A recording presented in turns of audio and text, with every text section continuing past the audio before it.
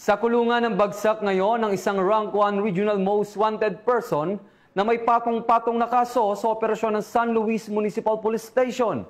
Yan ang tinutukan ni Patrolman Joshua Cruz.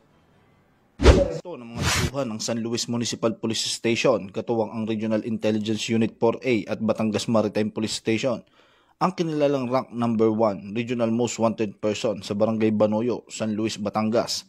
Ang akusado ay kinilala na si alias Charlie, 48 taong gulang, may asawa at residente ng Taal, Batangas.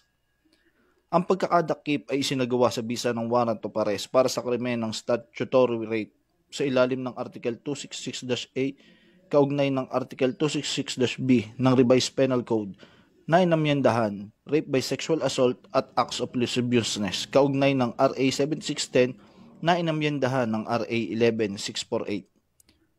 Ang warrant ay inilagdaan at inisyu ng Executive Judge ng RTC Port Judicial Region Branch 5 na may petsang Oktubre 21 taong kasalukuyan.